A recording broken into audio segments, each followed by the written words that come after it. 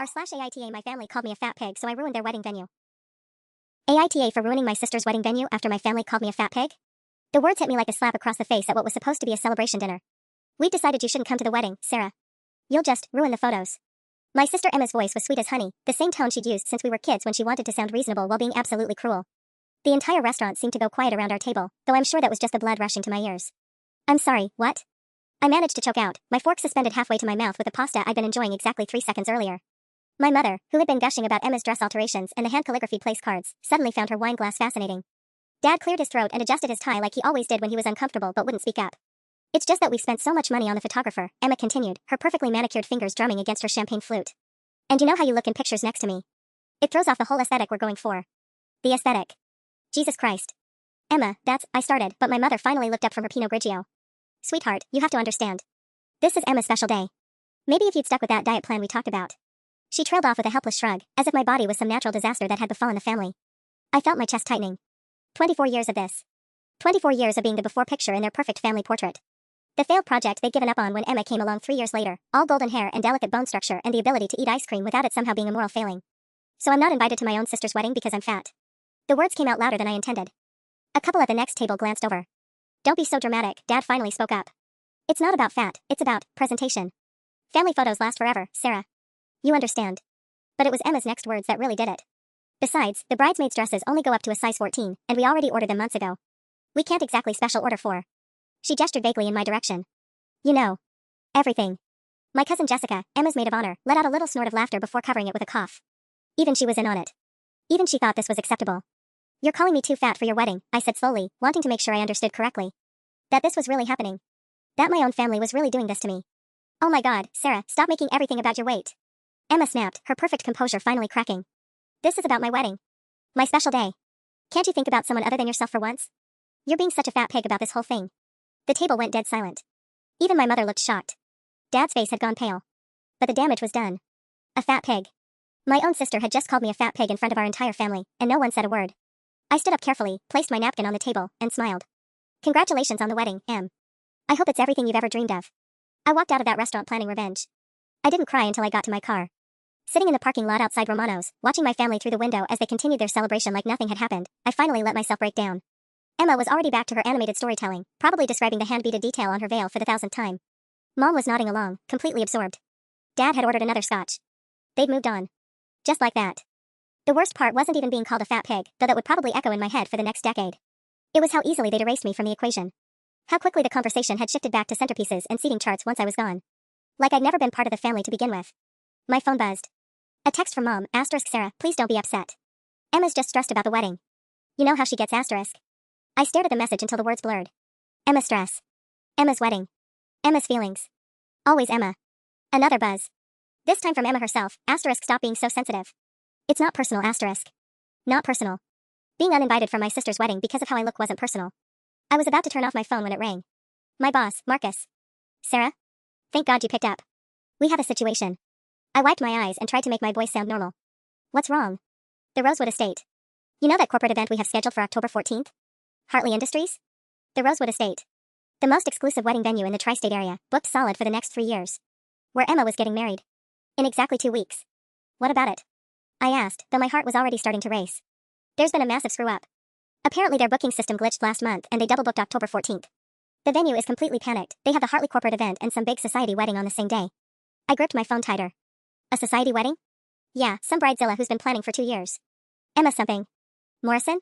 The venue coordinator is freaking out because both events are huge money and they don't know how to fix it without losing one of them. Emma Morrison. My sister, who'd kept her maiden name on all the wedding contracts because she thought it sounded more sophisticated. Sarah? You still there? I'm here, I managed. Look, I need you to call them first thing Monday and sort this out. You're our best relationship manager, and the Hartley account is worth too much to lose. I don't care what you have to do, throw money at it, find them another venue, whatever. But we cannot lose this client. Marcus hung up, leaving me sitting in the dark parking lot with the most dangerous information I'd ever possessed. I had the power to save Emma's wedding. Or destroy it. One phone call could fix everything, move the corporate event, find an alternative solution, be the good sister who cleaned up other people's messes like always. Emma would never even know how close she'd come to disaster. Or I could do nothing. Let the venue figure out their own mess. Watch Emma's perfect day crumble just like she'd crushed me tonight. Through the restaurant window, I could see Emma throwing her head back in laughter at something Dad had said. She looked radiant. Untouchable. Like someone who'd never had a single thing in her life go wrong. I started my car and drove home, Marcus's words echoing in my head, "I don't care what you have to do." Neither did I. The weekend passed in a haze of overthinking and pacing around my apartment. Every time I picked up my phone to call the Rosewood estate, I'd remember Emma's voice, "You're being such a fat pig about this whole thing," and I'd set it back down. By Sunday evening, I convinced myself I was being ridiculous. This was my sister's wedding. Whatever horrible things she'd said, whatever years of casual cruelty I'd endured, destroying her wedding would make me the monster in this story. I'd be the bitter, jealous sister who couldn't handle being excluded. The fat pig who ruined everything out of spite. I was going to fix it.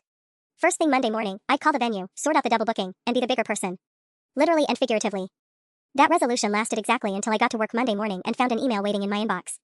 From *MM2024@email.com. Subject *wedding update. Camera with flash ring.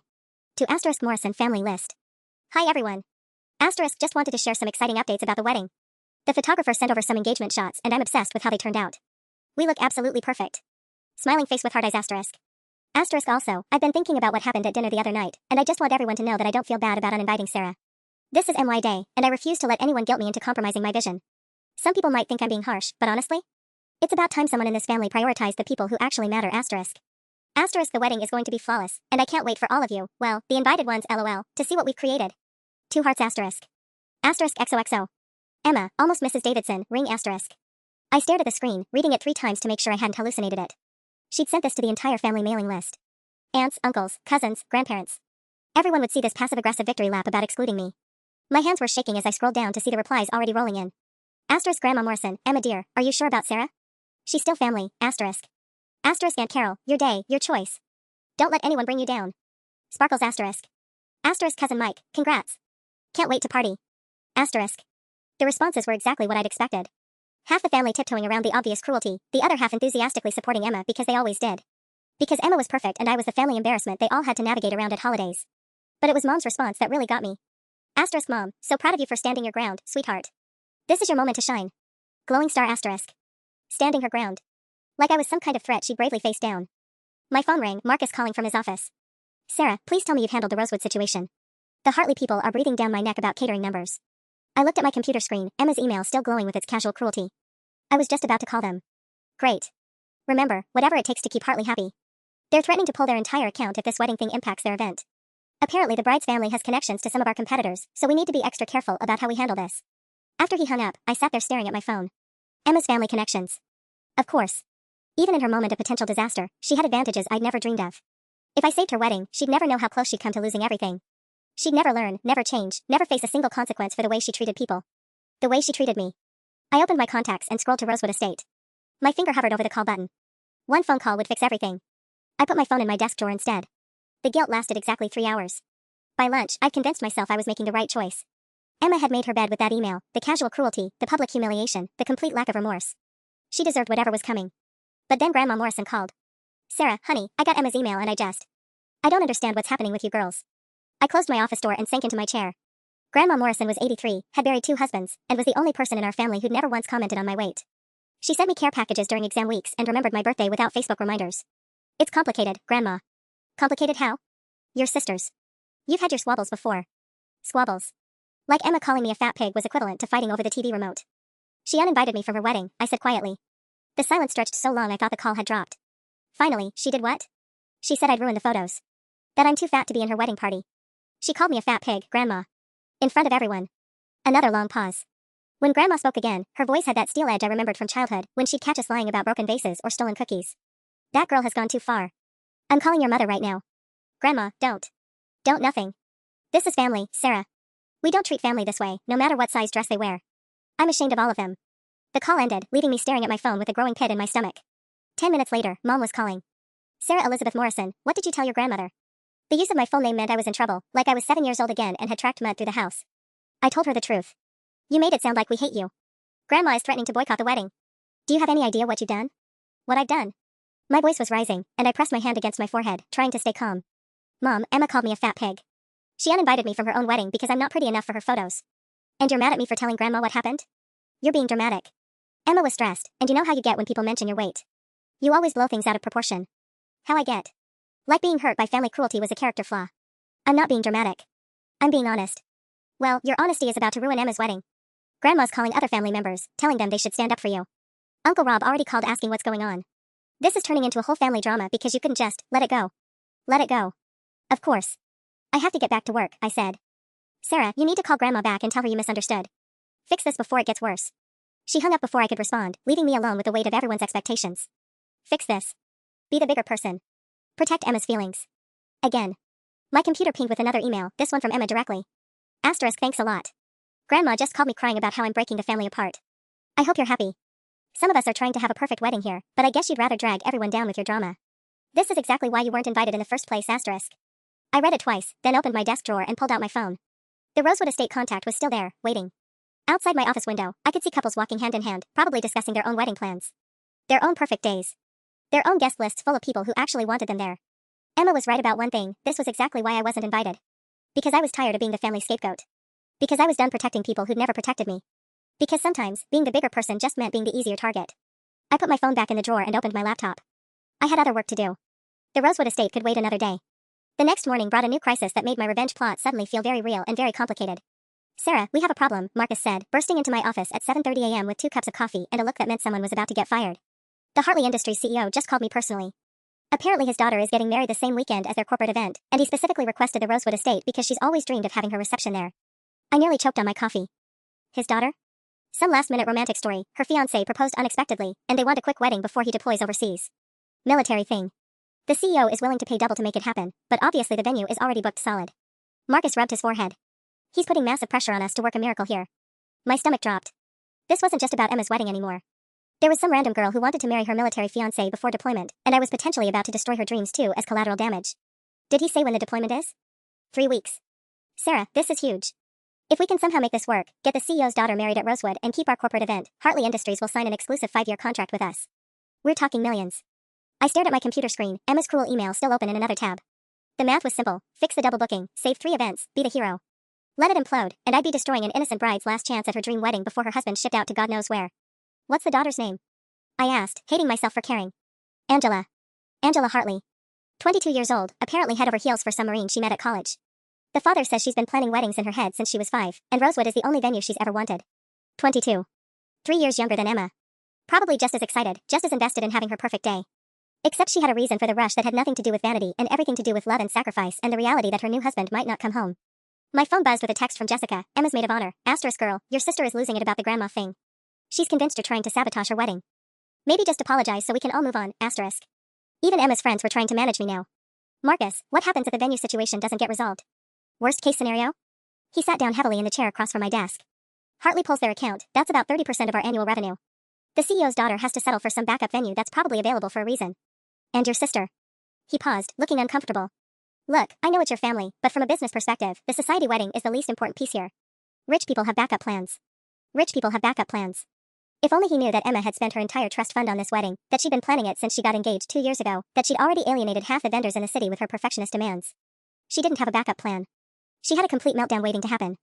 I opened my browser and searched for Angela Hartley. Her social media was set to private, but her profile picture showed a young woman in military dress blues standing next to a guy in a Marine uniform. Both of them grinning like they'd won the lottery. How long do I have to figure this out? I asked. The venue needs an answer by Friday. That's 3 days, Sarah. 3 days to pull off a miracle, or we start losing clients. After Marcus left, I sat in my office staring at my phone. 3 different futures balanced on whether or not I made one call. Emma's perfect wedding, Angela's military romance, and my company's biggest contract. All of it in my hands. All of it depending on whether I could finally stop being the family doormat. I opened Emma's email one more time, reading the words that had started this whole mess. It's about time someone in this family prioritized the people who actually matter. The people who actually matter. I picked up my phone. I dialed the Rosewood Estate, my heart hammering against my ribs. Rosewood Estate, this is Catherine speaking. Hi Catherine, this is Sarah Morrison from Premier Events. I understand you have a double booking situation for October 14th. Oh thank God, yes. We've been absolutely panicking. We have the Hartley corporate event and the Morrison wedding on the same day, and both clients are, well, let's just say they're not flexible people. Morrison wedding. Hearing it said out loud made everything feel surreal. I'm calling about the Hartley event, I said carefully. What options do we have? Honestly? Very few. We're booked solid through next year. The only solution would be if one of the parties agreed to move to our sister property in Westchester, but it's significantly smaller and less prestigious. The Morrison bride has already rejected that option. Said she'd rather sue us than compromise her vision. Of course Emma had. I could practically hear her voice. I didn't spend 2 years planning this wedding to get married in some second-tier venue. What about financial compensation? If we had to move a corporate event? Catherine's laugh was bitter. The Morrison wedding contract has a clause requiring us to pay triple damages if we breach. We're talking about $300,000 in penalties, plus we'd still have to refund their deposit. It would bankrupt us. My mouth went dry. Emma's contract had a bankruptcy clause? How was that even legal? The bride's father is some hotshot lawyer, Catherine continued. He wrote the contract himself. Made it ironclad. We're completely trapped unless. She paused. Unless the bride voluntarily cancels. But from what I've seen of this woman, hell would freeze over first. I closed my eyes, thinking about Emma's email, her casual cruelty, the way she looked right through me at that dinner. Then I thought about Angela Hartley, 22, and in love with a Marine who might not make it home. What if I told you there might be another option? I'd say you'd be saving our entire business. What are you thinking? Before I could answer, my office door opened and Dad walked in. My father, in his expensive suit and carefully neutral expression, holding a bouquet of flowers like some kind of peace offering. I held up a finger to him and turned away from the door. Catherine, let me call you back in an hour. Don't make any decisions until then. Sarah? Dad's voice was softer than usual. Guilty. We need to talk. I hung up and swiveled my chair to face him. If you're here to convince me to apologize to Emma, you can save your breath. I'm here to apologize to you. He set the flowers on my desk, daisies, my favorite, which meant Mom had told him what to buy. What Emma said at dinner was completely out of line. What we all did was out of line. The sincerity in his voice caught me off guard. Dad never apologized. Dad fixed things with money and avoidance and the assumption that time would smooth over any rough edges. You let her call me a fat pig, Dad. You all just sat there. I know. And I've regretted it every minute since. He sat down heavily, looking older than I'd seen him in years. Your mother and I, we've always been so focused on Emma's achievements, her happiness. We lost sight of the fact that we have 2 daughters. One daughter, I corrected. I'm not invited to the wedding, remember? That's why I'm here. Emma wants to apologize. The whole family does. Grandma really gave everyone hell yesterday, and we realized. He struggled for words. We realized we'd been terrible to you. 4 years. I felt something crack in my chest. This was what I'd wanted my entire life, acknowledgement, apology, the admission that I mattered too. But it was coming at the worst possible time, when I was minutes away from potentially destroying everything they cared about. She wants to apologize now? After she sent that email to the entire family? Dad winced. She's young, Sarah. She doesn't always think before she speaks. She's 21, not 12. And some things can't be taken back. My phone was buzzing with texts. Mark is asking for updates. Catherine from the venue probably wondering about my callback. Angela Hartley's future hanging in the balance. Dad, I need to get back to work. Will you at least think about it? About giving Emma another chance? The wedding isn't the same without you there. As he left, I stared at the daisies on my desk. Too little, too late, or genuine remorse? With my family, I could never tell the difference. Either way, I still had a choice to make. I picked up my phone to call Catherine back, but it rang before I could dial. Sarah Morrison? An unfamiliar voice, young and nervous.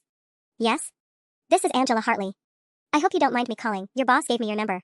I wanted to talk to you about the venue situation. My blood turned to ice water. Angela Hartley. The military bride whose dreams I was potentially about to crush. Angela, hi. I'm working on resolving the double booking issue. Actually, that's why I'm calling. Her voice was shaky, like she'd been crying. I know this is completely inappropriate, but I looked up the other wedding party, and I saw that it's your sister getting married that day. Shit. Shit. I don't understand how that's relevant, I managed. Because I also saw your name on the original guest list that got leaked on social media, and then I saw it wasn't on the updated one. And I know this sounds crazy, but I have 4 brothers, and I recognize sibling drama when I see it. I was silent, my heart hammering so loud I was sure she could hear it through the phone. Look, I'm not asking you to screw over your own family, Angela continued, her words coming faster now. But my fiancé ships out to Syria in 3 weeks, and this might be the last wedding we ever get to have. I know that sounds dramatic, but his unit, the statistics aren't good. The crack in her voice broke something inside me. Angela. I'm willing to offer you something. My dad's company, Hartley Industries? They're opening a West Coast branch next year, and they'll need a full-service event planning company.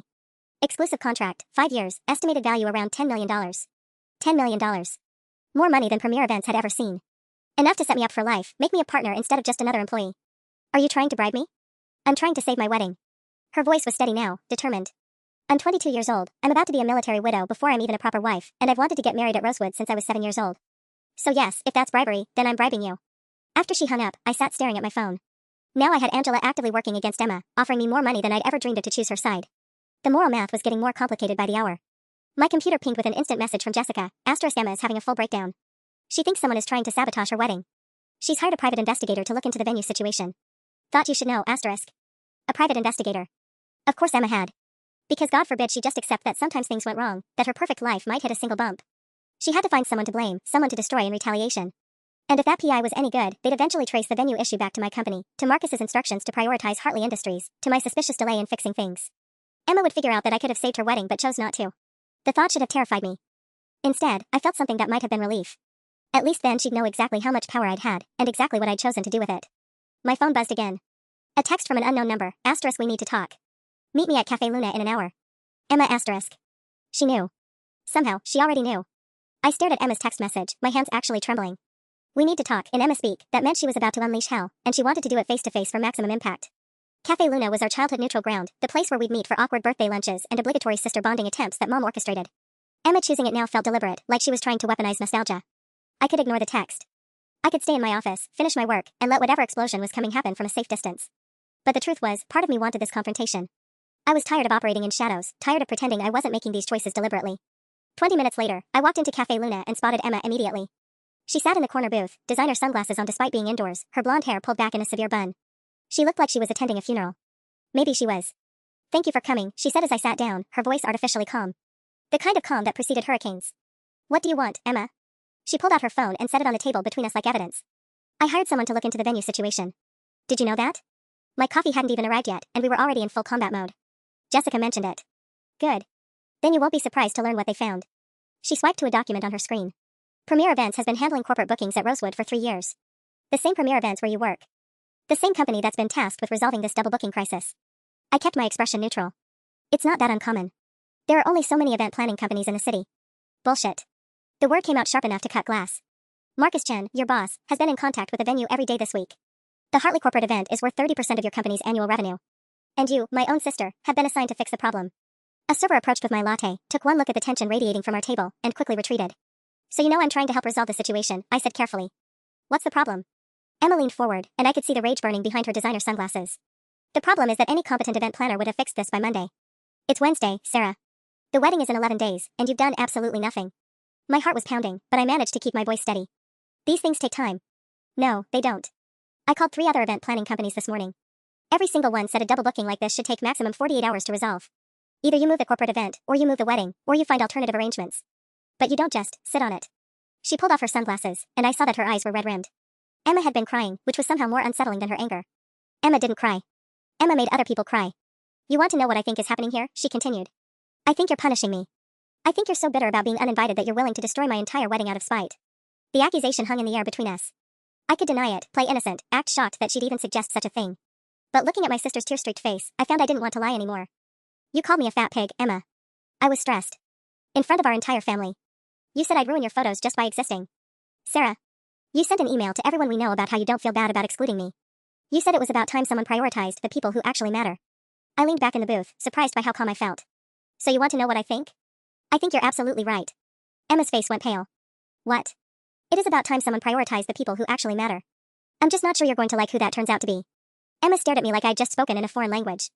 "Are you seriously admitting that you're sabotaging my wedding?" "I'm not admitting anything," I said, taking a sip of my latte. "I'm just saying that maybe you should have thought about consequences before you decided to publicly humiliate me." "Consequences?" Her voice was getting louder, drawing stares from other tables. "Sarah, this is my wedding. Do you understand what you're doing? I have 200 guests flying in from across the country. I have vendors, deposits, a dress that cost more than your car. And a sister you thought was disposable." That shut her up for exactly 3 seconds. "Fine. You want me to grovel? Is that what this is about?" She reached across the table, her manicured fingers grasping for my hand. "I'm sorry, okay? I'm sorry I said those things. I was stressed and I took it out on you, and that wasn't fair." I pulled my hand back. "You're not sorry you said it. You're sorry it's causing problems for you." "That's not true.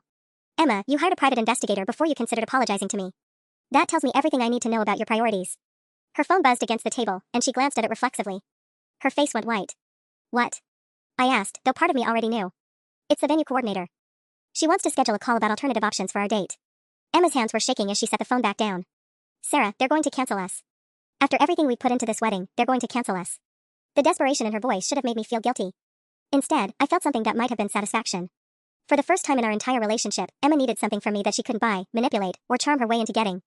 "Maybe you should call that backup venue in Westchester," I suggested. "Westchester?" She looked at me like I'd suggested getting married in a gas station bathroom. "Sarah, that place is a glorified barn. Our photographer specifically chose lighting setups for Rosewood. The flowers are designed for their garden architecture. The menu was created around their kitchen capabilities. We can't just relocate everything like we're having a picnic." "Rich people have backup plans," I said, echoing Marcus's words from yesterday. "Isn't that what everyone always says?" Emma's composure finally cracked completely. "We don't have a backup plan. We spent everything on making this perfect. The backup venue fund went to upgrading the bar package. The emergency money went to flying in that florist from Portland. We put every dollar we had into October 14th at Rosewood because it was supposed to be guaranteed. Guaranteed. The same way my place in this family was supposed to be guaranteed," I thought bitterly. "Maybe you should have thought of that before you decided some people don't matter." My phone rang, cutting through the tension. Marcus's name flashed on the screen. "I have to take this," I said, standing up from the booth. "Sarah, please." Emma's voice broke on my name, but I was already walking toward the cafe's entrance. "Marcus, what's up?" "We have a new problem." Angela Hartley's fiancé just got his deployment moved up. They need to get married this weekend or wait until he gets back from overseas. If he gets back. I stepped outside onto the sidewalk, watching Emma through the cafe window. She had her head in her hands, her shoulders shaking. This weekend? That's impossible. Not at Rosewood, it's not. They had a cancellation for Saturday. Some tech billionaire's daughter called off her engagement. Angela's father is offering double our usual fee to make it happen, plus that West Coast contract we discussed. Through the window, I could see Emma frantically texting someone, probably mom, or the wedding planner, or anyone who might be able to fix this disaster I'd created. Sarah? You still there? I'm here, I said, making a decision that would change everything. Tell them we'll make it work. The words were out of my mouth before I'd fully processed what they meant. Tell them we'll make it work. Seriously? Sarah, you're a miracle worker. How do you want to handle the logistics? I watched Emma through the cafe window, still frantically texting, probably begging mom or dad to use their connections to fix this. The same connections that had always smoothed over Emma's problems while I learned to solve my own. I'll call Rosewood directly and coordinate the Saturday setup. Angela gets her dream wedding, Hartley Industries gets their corporate event on the 14th, and everyone's happy. Everyone except the Morrison wedding, Marcus said carefully. Look, I know it's your family, but... Business is business, I interrupted, surprised by how easily the lie came. Emma will understand. I hung up and stood on the sidewalk for a long moment, watching my sister fall apart in real time. She'd moved on from texting to making phone calls, her free hand gesturing wildly as she spoke. Probably calling in every favor she'd ever been owed, trying to work the same magic that had carried her through life. When I walked back inside, she looked up with desperate hope. Was that about the venue situation? I sat back down, noting how she leaned forward expectantly. Like a dog waiting for a treat. Actually, yes. There's been a development. Thank God. What kind of development? Can they move the corporate event? I knew if we just waited, something would. They found you another date, I said quietly. Emma blinked. Another date? November 18th, same venue, same time of day. It's only a month later than planned. The silence stretched between us like a rubber band about to snap. November 18th, she repeated slowly, like the words were in a foreign language. It's actually better timing if you think about it. Less rushed, more time to perfect the details. Sarah. Her voice was deadly quiet. November 18th is when David's company launches their IPO. He'll be working 18-hour days. We specifically chose October to avoid that. David. Her fiancé, who I'd barely thought about in all of this. He was nice enough, in the bland way of men who'd never had to develop personalities because their trust fund spoke for them. But he genuinely loved Emma, which had always surprised me. I'm sure he'll make it work. And November 18th is when Aunt Patricia is having her surgery. She's the one paying for the flowers, Sarah. She won't be able to travel. Emma's hands were flat on the table now, like she was trying to steady herself. And the photographer is booked solid through the holidays. And the string quartet has a standing gig at Lincoln Center. And... She stopped, staring at me with growing understanding. You knew all of this, didn't you? I took a sip of my latte, buying time. Knew what? November 18th isn't just another date. It's the one date that doesn't work for anyone who matters to us. Her voice was getting that sharp edge again. This isn't about finding alternatives. This is about making sure there aren't any good ones. Before I could respond, my phone buzzed with a text from Angela. Asterisk just heard the good news about Saturday.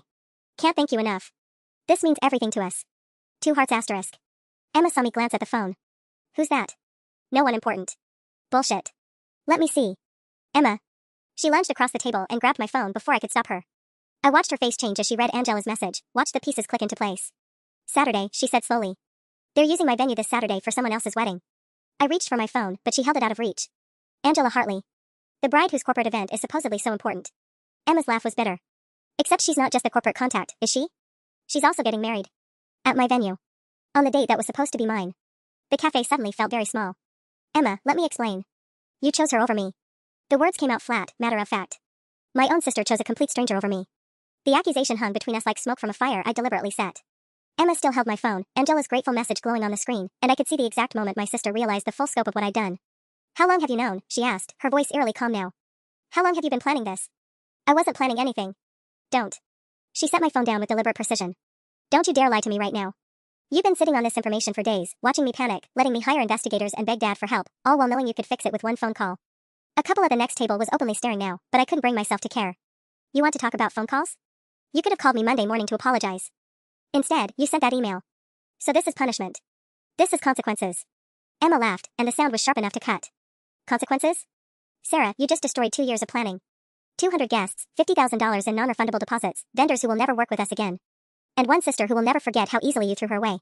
I was stressed. People say things when they're stressed. People don't call their sisters fat pigs when they're stressed, Emma. Assholes do. She recoiled like I'd slapped her, and for a moment I saw something that might have been genuine hurt flash across her face. But it was gone so quickly I wondered if I'd imagined it. Fine. You want me to say it? I'm sorry. I'm genuinely, completely sorry for what I said at dinner. It was cruel and horrible and I've regretted it every day since. She leaned forward, her eyes bright with unshed tears. But Sarah, I'm begging you. Fix this. I know you can fix this. The desperation in her voice should have moved me. A week ago, it would have. Emma had never begged me for anything in her life, had never looked at me like I held her entire future in my hands. I can't, I said simply. Can't or won't. Does it matter? Emma stared at me for a long moment, then pulled out her own phone. What's the name of your boss again? Marcus something? My blood went cold. Emma, don't. Marcus Chen, right? Premier Events? Her fingers were already flying across her screen. I wonder how he'd feel knowing his employee deliberately sabotaged a client to settle a personal vendetta. You don't want to do that. Watch me. She found his number, probably from his company website, and held her phone up like a weapon. One call, Sarah. One call and your career is over. How's that for consequences? My heart was hammering, but I forced myself to stay calm. Go ahead. Emma's finger hovered over the call button. I'm serious. So am I. For the first time since I'd known her, my sister looked uncertain. She'd expected me to cave, to panic, to scramble to protect myself the way I always had. Instead, I took another sip of my latte and waited. You're bluffing, she said, but her voice wavered. Am I? Call him. Tell him his best account manager deliberately sabotaged a wedding out of spite. See how that goes for you. Because the truth was, Marcus had told me to handle the Hartley account whatever it takes. I had documentation of that conversation. And Emma? Emma was just a bridezilla having a meltdown because she couldn't buy her way out of a problem. Her phone clattered to the table. I don't understand you, she whispered. We're sisters. Yeah, I said, standing up from the booth. We are. I walked out of that cafe thinking the worst was over, that I'd finally stood my ground and could move forward with my decision. Emma would have to deal with the consequences of her cruelty, and I could focus on giving Angela the wedding she deserved. I was wrong. The call came at 6 p.m. while I was heating up leftover Chinese food in my apartment. Mom's name flashing on my screen, which should have been my first warning sign. Mom never called during her evening wine and reality TV time. Sarah Elizabeth, what have you done? Not even a hello. Straight to the full name treatment, which meant I was about to get the lecture of a lifetime. Hi Mom, I'm fine, thanks for asking. Don't get smart with me. Emma told me about your conversation today. She said you're deliberately sabotaging her wedding? I set down my chopsticks and rubbed my forehead. Emma said a lot of things. That doesn't make them true. So you're not in a position to help with the venue situation? The careful way she phrased it told me Emma had been strategic about what she revealed. She hadn't admitted to calling me a fat pig, probably framed it as a misunderstanding, but she definitely positioned me as the villain holding her wedding hostage. It's complicated, Mom. Complicated how? Your sister is having the worst week of her life, and apparently you could fix it but you're choosing not to. How is that complicated? Through my apartment window, I could see couples walking hand in hand down the street, probably coming back from dinner dates where nobody called anybody names or threatened anyone's career. Normal families didn't implode over venue bookings. Did Emma mention what she said to me at dinner last week? A pause. Too long. She said you two had a disagreement about the guest list. A disagreement. Of course that's how Emma had spun it. Mom, she called me a fat pig. In front of everyone. She uninvited me from her wedding because she said I'd ruin the photos. Sarah, you know Emma doesn't mean things like that. She sent an email to the entire family about how she doesn't regret excluding me. She said it was time to prioritize people who actually matter. Another pause. Longer this time. I'm sure she was just. Just what? Just being honest about how you all really feel? That's not fair. But her voice lacked conviction. Look, Emma is under tremendous stress right now. Can't you just be the bigger person here? The bigger person. Always my job, never Emma's. Always my responsibility to smooth things over, to absorb the damage, to protect everyone else's feelings at the expense of my own.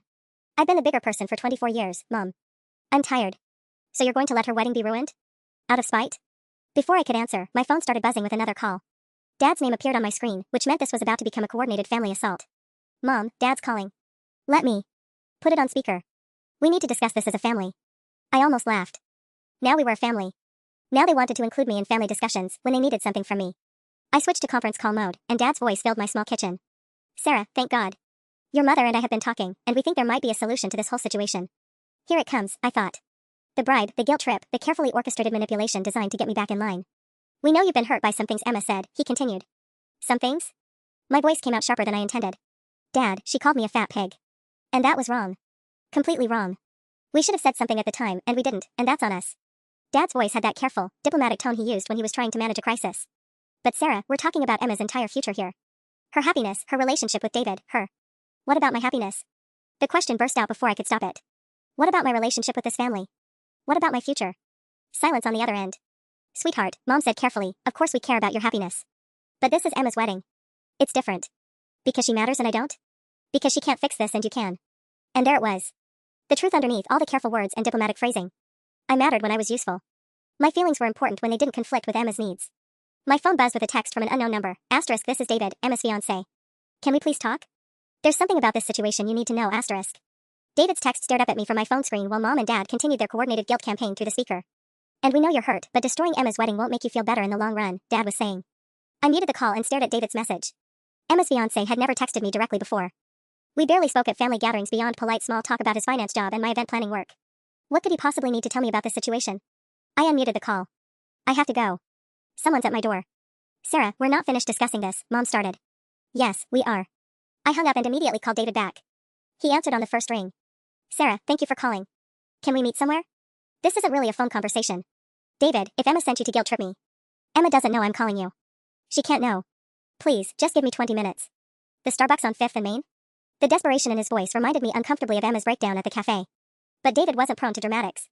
If anything, he was almost aggressively level-headed, which had always made him a strange match for my hurricane of a sister. 30 minutes later, I found him hunched over a corner table, looking like he hadn't slept in days. His usually perfect hair was disheveled, his tie loosened, and he was gripping his coffee cup like it was the only thing keeping him grounded. Thank you for coming, he said as I sat down. I know this is awkward. David, what's going on? If this is about Emma. It's about Emma, but not the way you think. He ran a hand through his hair. Sarah, I need you to know something. What Emma said to you at dinner. That wasn't stress talking. That's just Emma. I blinked. What do you mean? I mean she talks about you like that all the time. Behind your back. She calls you her charity case sister when she's with her friends. She's always making jokes about your weight, your dating life, your career. I've told her to stop, but... He shrugged helplessly. She says it's just sibling humor. The coffee shop suddenly felt too small, too warm. Why are you telling me this? Because I've been watching this whole venue situation unfold, and part of me thinks. He paused, looking around to make sure no one was listening. Part of me thinks you're right to let it happen. My mouth fell open. You want your own wedding to be ruined? I want Emma to face consequences for once in her life. David's voice was barely above a whisper. Sarah, do you know what she did when the venue first called about the double booking? I shook my head. She didn't try to find a solution. She didn't call other venues or look into alternatives. The first thing she did was research the other bride getting married that day to see if she could dig up dirt to use against her. David's hands were shaking slightly. She found out about Angela's military situation and said, quote, perfect. Dead soldier's wife gets sympathy points. We can use that. The words hit me like ice water. She said that? She's planning to go to the media, Sarah. She wants to frame this as a heartless corporation choosing profits over a grieving military bride. She's going to destroy that girl's reputation and your company just to save her own wedding. I stared at him, trying to process what I was hearing. But Angela's fiancé isn't dead. He's just deploying. Emma doesn't care about facts. She cares about winning. David looked up at me with eyes that seemed years older than they had last week. I've been engaged to her for 2 years, and I'm just now realizing who I'm actually marrying. The silence stretched between us while I absorbed this information. Emma wasn't just spoiled or cruel, she was calculating. She was willing to destroy innocent people to get what she wanted. Why are you marrying her then?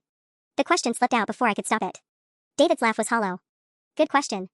I've been asking myself that a lot lately. He pulled out his phone and showed me a screenshot. She sent this to her group chat yesterday. The message was from Emma, ** update on the venue crisis. Turns out my fat sister is the one who can fix it but won't because she's jealous of my perfect life. Sarah has always been bitter about being the unsuccessful one. Anyway, I have a backup plan to destroy the other bride if Sarah doesn't cooperate. Stay tuned. Nail polish **. I read it twice, my stomach churning. The casual cruelty, the complete lack of self-awareness, the way she turned my pain into entertainment for her friends. There's more, David said quietly, swiping to another screenshot. This is from this morning. ** girls, I figured out the perfect solution. The other bride is some military wife, so if the media thinks I'm the victim of veteran discrimination, I'll get so much sympathy. Plus I can probably sue the venue and Sarah's company. 2 birds, 1 stone. 2 hearts *. My hands were actually shaking as I handed his phone back. She's going to sue my company? She's going to try to destroy everything you care about because you wouldn't save her from the consequences of her own actions. David met my eyes. Sarah, I can't marry someone like this. But I also can't stop her unless. Unless what? Unless her wedding doesn't happen at all. I stared at David across the Starbucks table, his words echoing in my head. Unless her wedding doesn't happen at all. David, what are you saying exactly? He pulled out an envelope from his jacket pocket, his hands trembling slightly. I'm saying I can't go through with marrying someone who would destroy innocent people for sport. But if I just call off the wedding, Emma will spin it as me being the villain. She'll say I abandoned her in her darkest hour, that I'm heartless, that she's the victim. So what's your plan? I leave town tonight. Emergency work trip that came up suddenly, my company actually does have a project in Singapore that I've been avoiding. He slid the envelope across the table. This is a letter explaining everything. Emma's treatment of you, her plans to destroy Angela's reputation, her willingness to commit fraud with the media manipulation. Everything. My coffee had gone cold while I processed this. You want me to give this to her? I want you to decide when she deserves to read it. Maybe that's tomorrow, maybe that's 5 minutes before she's supposed to walk down an aisle that no longer has a groom waiting. David's voice was steady, but his eyes looked haunted. Either way, I'm done being part of her campaign to hurt people. I picked up the envelope, surprised by how heavy it felt. This will destroy her, David. Not just the wedding, everything. Her reputation, her social circle, her sense of self. Yeah, well. She was willing to do the same to you and Angela. He stood up from the table, looking more resolved than I'd ever seen him. Sarah, I need you to know something. Emma's been planning to cut you out of the family completely after the wedding. She told your parents that having you around makes her feel bad about herself, that family events would be more harmonious without you there. The words hit me like a physical blow. She said that? She's been working on it for months. Slowly poisoning them against you, making little comments about how you're jealous and bitter and holding everyone back. David grabbed his coffee cup, his knuckles white. The wedding invitation thing wasn't a spur-of-the-moment decision. It was a test run. I felt something cold settle in my chest. All those times Mom had seemed distant lately, Dad's increasingly brief phone calls, the way family conversations had felt strained, it hadn't been my imagination. Emma had been systematically isolating me. I have to go catch a flight, David said, but he paused at our table. For what it's worth, I think you're the only honest person in your entire family. Don't let them make you feel guilty for finally standing up for yourself. After he left, I sat alone with his letter and the weight of everything I now knew. Emma wasn't just cruel, she was strategic about it. She'd been planning my exile from the family while simultaneously preparing to destroy Angela's life and my career. The venue situation was just the opening move in a much larger game. My phone buzzed with a text from Angela, *Sarah, I heard a rumor that someone might try to cause problems with our Saturday wedding. My dad's security team is looking into it. Just wanted you to know we're prepared for anything, *. Even Angela was being forced to prepare for Emma's scorched earth tactics. I opened David's letter and read the first few lines, *Emma, by the time you read this, you'll probably be looking for someone to blame for what's happening. Look in a mirror instead, *. My phone rang. Emma's name flashing on the screen. I let it go to voicemail, then immediately called back Marcus. Sarah? It's late, what's? Marcus, we have a problem. A big one. Emma Morrison is planning to go to the media tomorrow with a story about veteran discrimination. She's going to accuse our company of choosing corporate profits over a military bride. What? That's insane. The timeline doesn't even. She doesn't care about timelines. She cares about narrative. I stood up from my table, decision crystallizing. I need you to call our legal team tonight. And Marcus? That exclusive contract with Hartley Industries? We're going to need it. Because if Emma wanted to play dirty, she was about to learn that I'd been watching her tactics my whole life. And I'd gotten very good at them. The next morning, I woke up to 17 missed calls and 43 text messages. Emma had discovered David was gone. The messages started desperate, *Sarah, something's wrong with David.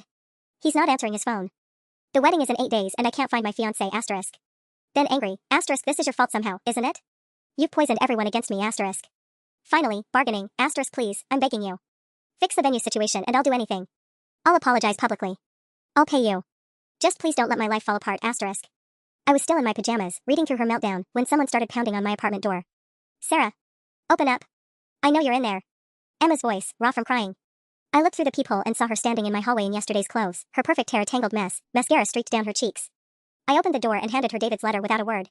She read it right there in my doorway, her face cycling through confusion, denial, and finally, devastating recognition. When she finished, she looked up at me with something I'd never seen before, complete defeat. He's really gone, she whispered. Yeah. And the venue? Angela's getting married there tomorrow. Her fiancé ships out Sunday morning. Emma's legs gave out, and she sank down onto my hallway floor, David's letter clutched in her hands. 2 years of planning. Everything I worked for. Gone. For a moment, looking at my sister broken and crying on my carpet, I almost felt sorry for her. Almost. Emma, do you want to know the really crazy part? I could have fixed all of this. Right up until yesterday, I could have saved your wedding. She looked up at me with desperate hope. You still can. No, I can't. Because yesterday you decided to go nuclear. You were planning to destroy Angela's reputation, sue my company, and blame me for everything in the media. I crouched down to her eye level. Did you really think I wouldn't find out? Her face crumpled. I was desperate. People do crazy things when they're desperate. People do revealing things when they're desperate. And you revealed exactly who you are. My phone rang. Marcus, probably calling with updates about our legal preparation for Emma's media blitz that would never come. Marcus, perfect timing. Is everything ready for the Hartley wedding tomorrow? All set. Sarah, I had to ask, how did you know about the media threat? Our lawyer said getting ahead of it probably saved the company. I looked down at Emma, still sitting on my floor, and felt something like peace settle over me. Just good instincts, I said. Oh, and Marcus? I'll be attending the wedding tomorrow. As a guest. After I hung up, Emma finally spoke. What happens now? Now you figure out how to clean up your own mess for once. I stood up, looking down at her. The venue in Westchester is still available. Your deposits are gone, but you could probably throw together something simple if you really wanted to get married. Without David? Maybe you should have thought about David before you decided to be a monster. Emma struggled to her feet, David's letter still in her trembling hands. Sarah, we're sisters. Doesn't that mean anything? I thought about 24 years of being the family disappointment, the backup plan, the sister who only mattered when Emma needed something. Yeah, I said finally. It means I gave you way more chances than you deserved. 2 days later, I stood in the gardens at Rosewood Estate, watching Angela dance with her new husband in his dress blues. She looked radiant in a simple gown that cost less than Emma's shoes, surrounded by family who clearly adored her. My phone buzzed with a text from Mom, Emma postponed the wedding indefinitely. David won't return her calls. I hope you're happy, I looked around at Angela's celebration, military families laughing together, the bride's father crying happy tears, a couple starting their marriage with love instead of spectacle. I typed back, I really am.